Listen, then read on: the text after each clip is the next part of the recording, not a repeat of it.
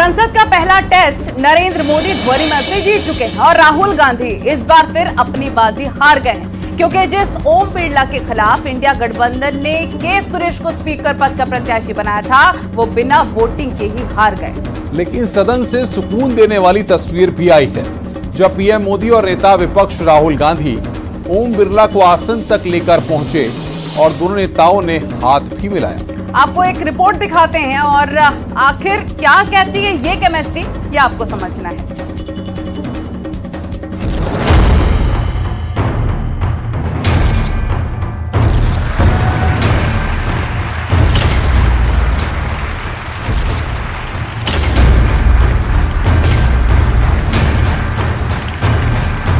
लोकतंत्र के मंदिर में बिना वोटिंग, बिना तनाव मोदी ने पहली परीक्षा जीत ली और ओम बिरला लगातार दूसरी बार ध्वनि मत से लोकसभा स्पीकर बन गए।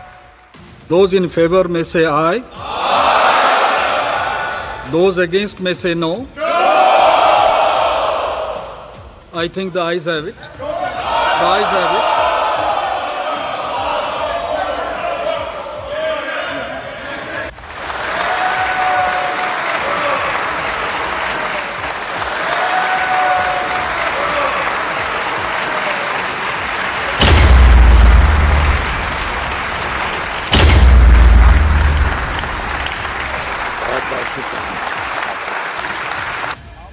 वैसे तो लोकतंत्र में चुनाव किसी भी पद के लिए हो, लेकिन लोकसभा अध्यक्ष का पद ऐसा है जिसमें आम राय को हमेशा तवज्जो दी जाती रही है।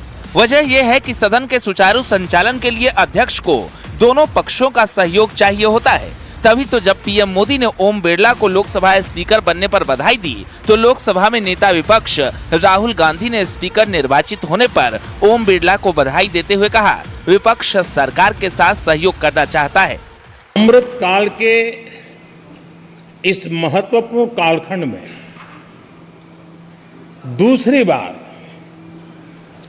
इस पद पर विराजमान होना बहुत बड़ा दायित्व आपको मिला है और आपका 5 वर्ष का अनुभव और आपके साथ हम लोगों का 5 साल का अनुभव, हम सबका विश्वास है कि आप आने वाले 5 साल हम सबका मार्गदर्शन भी करेंगे और देश की आशा अपेक्षाएं पूर्ण करने के लिए ये सदन अपना दायित्व निभाने में आपकी बहुत बड़ी भूमिका रहेगी। Confident that you will allow us to represent our voice, allow us to speak, allow us to represent the voice of the people of India. Speaker sir, the question is not how efficiently the House is run. The question is how much of India's voice is being allowed to be heard in this House. So the idea, Speaker sir, so the idea that you can run the House efficiently by silencing the voice of the opposition is a non-democratic idea. बेशक आज सदन में शांतिपूर्ण तरीके से लोकसभा अध्यक्ष का चुनाव हुआ, बिना विरोध, बिना वोटिंग के स्पीकर के नाम पर मुहर लगी, लेकिन स्पीकर के चुनाव के बाद जो संसदीय परंपरा की तस्वीर आई वो सबसे खूबसूरत है। स्पीकर के चुनाव के बाद लोकसभा में प्रधानमंत्री मोदी और नेता विपक्ष राहुल गांधी ने एक दूसरे से हाथ मिलाया और इसके बाद दोनों नेता नए स्पीकर ओम बिरला को लेकर स्पीकर के आसन तक पहुंचे और उन्हें आसन ग्रहण करवाया। 18वीं लोकसभा में राहुल गांधी नेता विपक्ष बने हैं और नेता विपक्ष के तौर पर राहुल गांधी और प्रधानमंत्री मोदी नए स्पीकर को उनके आसन तक लेकर पहुंचे।